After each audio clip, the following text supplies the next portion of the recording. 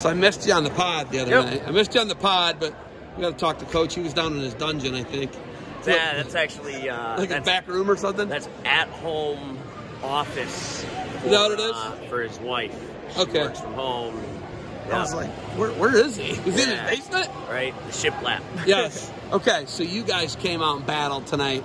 You're without arguably your best guy, Cosby. You know, he's a Brecksville champ. He's a Crown Point champ.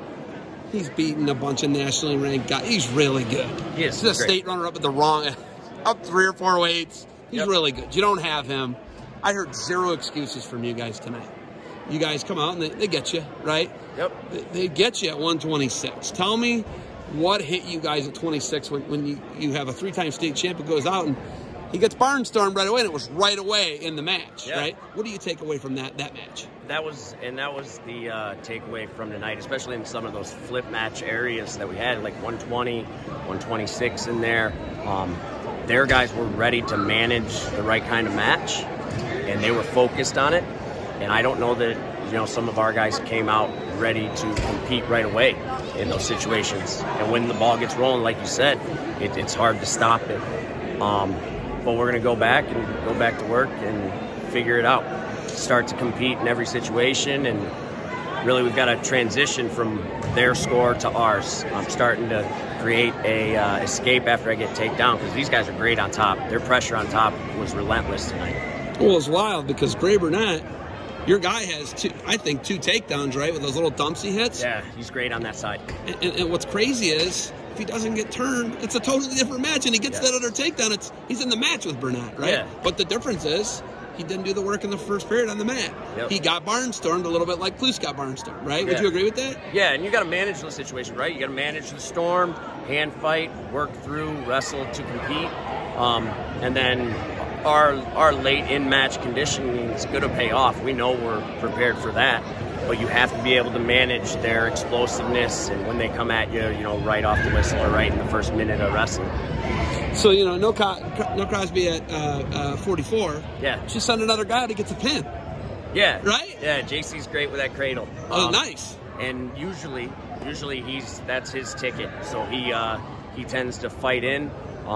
Their guys looking inside, really defending it really well, and so JC, for him to go another way and sort of set it up as soon as he posted that arm, when he touches the elbow and has that cradle, we know it's go time. So that's he's good. He is. He's one that is right on the verge of becoming really, really great. And I also think he's one guy that we can count on. He puts it on better for the team than maybe he does himself sometimes. So for him to get that pin in that situation, great thing to hang his hat on tonight. 106. I don't think any of us had that. I don't think anybody had the result at 126 or 106 in their predictions. 106, you got a guy that comes out and he dominates that. It's domination. There's no other way to put it. Yeah. He dominates the match. He's in no danger of losing the match, right? He knew it was going to be tough for him off the scale. Yep. What do you say to that? A kid who was in 8th grade last year, right? Freshman, comes out here and gets a big win over a nationally ranked guy and dominates, right? Yeah. What do you say? That's exactly our situation with that. You said it. Coming off the scale for a guy like Dodd's tough. It is. Our kid's ready to compete. One thing he does once in a while, he'll slow himself down, but he stayed on the hand fight. He was clearing ties really, really well, creating angles, kept his feet moving, and he's one that competed through every situation tonight. And to get that's where we wanted to start. That's how we wanted to start. And then some things just didn't go our way, so we go back to the drawing board. You guys wrestle really hard. I listen to the things you're saying to them. You guys clearly understand the sport of wrestling, both of you. You really have a very high understanding of the sport of wrestling, a college staff type understanding of it. Why are you guys so elite as a coaching staff at Dundee? Man, I appreciate that. Thank you. We attack each kid individually. We've got assistant coaches that their job is to be in somebody's corner, get them set emotionally before they go out there, and attacking the mental aspects of the sport. We're doing that from, I'm in the school district, so I'm half these guys teach for the last day, the last hour of the day. So you're a teacher in the district? Yeah, I'm a middle school phys ed teacher, and then I finish up with a high school lifting class. So I've got guys lifting, I'm having conversations with them. Building those relationships is huge, and that's what I think our staff does really well. And again, like Garrett talked about it, we learned from one of the best, Tim Roberts. There is no ego in the room. If we don't know the answer, we're going to go find it, we're going to look.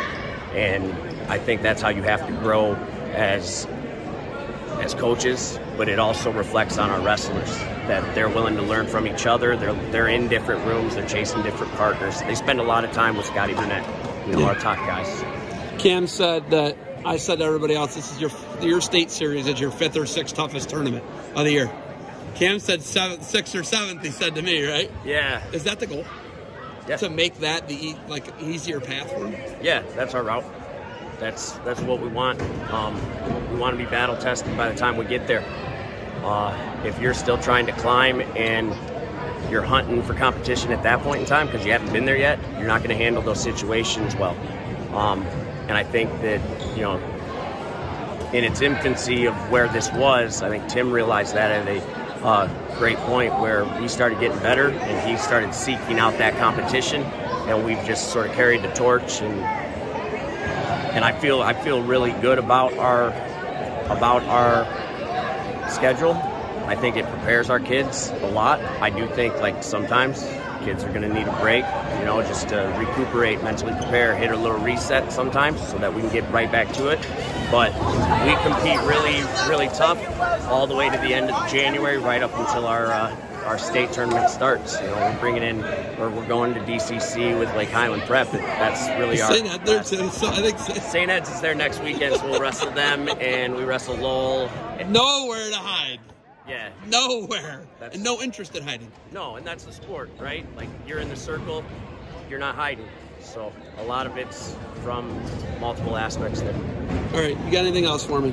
No, I just appreciate your coverage of the sport. I think it's great, and this was a great atmosphere. I appreciate Harrisburg bringing us down, making it happen, and we're just going to continue to compete and bring our best. You guys are going to have probably 6 or 7 losses at the end of the year as a dual team. Yes. Do you even care a little bit about the losses?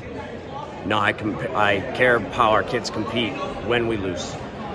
If our effort and our focus is there, then I'm fine with the losses. The wrestling and the seeding and all that will take care of itself, and the right people will be crowned at the end. We're just going to keep competing, keep trying to better ourselves as individuals, and the team stuff takes care of itself. I love your attitude. No fear. Good luck to you guys moving forward. Thank you for the time. Go Vikings. Thank you.